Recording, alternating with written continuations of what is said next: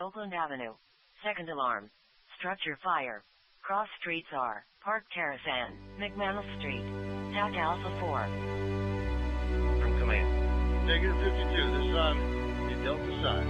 This is emergency. I was just driving down Davie Street just before Washington. I noticed there's some smoke pouring out of a second story. At least it looks like smoke pouring out of the second story halfway down the block.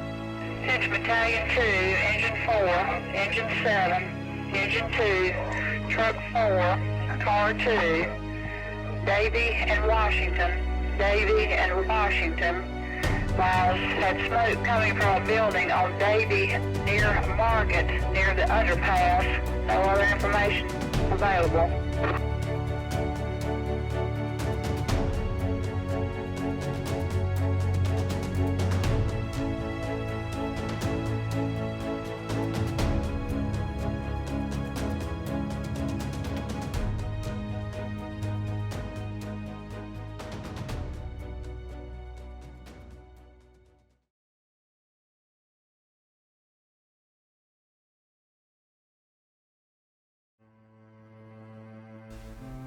June 25th, 1975. Dear friends and coworkers, little did I realize when I took this job with the Greensboro Fire Department nearly 33 years ago that I would reach this point in my service. You see, I took a temporary job, for I was told that was the only way they were hiring. I liked the work, however, and evidently, somebody liked what I was doing just a little bit, or it wouldn't have been this permanent. There were so many things I would like to tell you, but briefly, I owe a lot to both you and my family for putting up with me for so long. To my family, for letting me share my attention between them and the profession of firefighting. To you, for leading, guiding, and sharing with me in helping to make this a most pleasant place of employment. I leave with many memories of my tenure of service. Memories of over 7,000 alarms answered, according to the ones logged, and conservative estimate of those I answered before we logged them. Memories of personally helping take out 50-some people who had lost their lives in fires. Memories that many or more I helped with who lost their lives in wrecks, drownings, electrocutions, and other accidents. I've had my share of those, but I never dwell on these type of memories, except perhaps to try and prevent them from happening again. You see, I like to think of the more pleasant ones. Memories where we brought people out of fires where they showed no signs of life. Where we worked them over, got the resuscitator on them, and got them going again.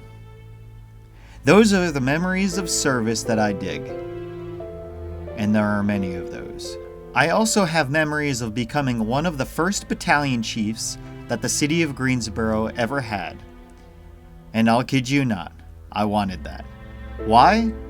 Because it was a first.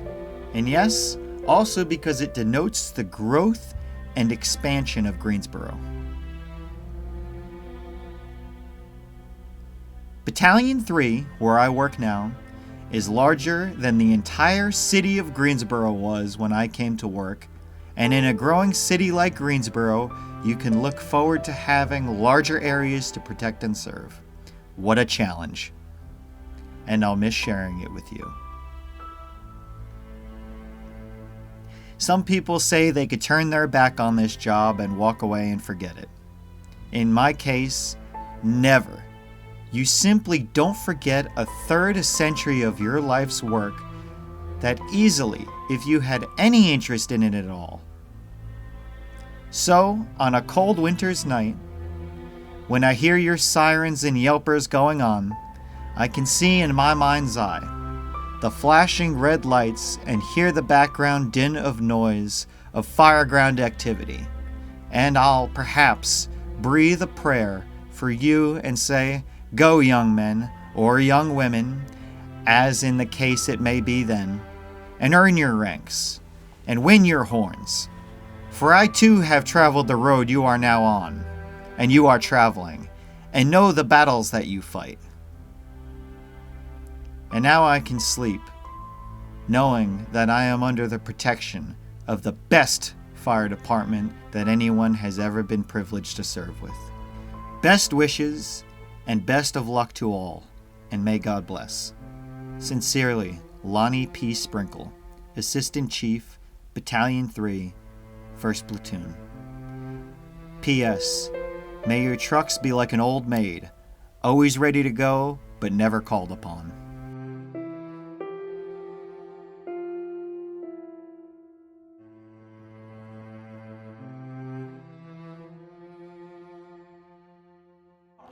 Jump out.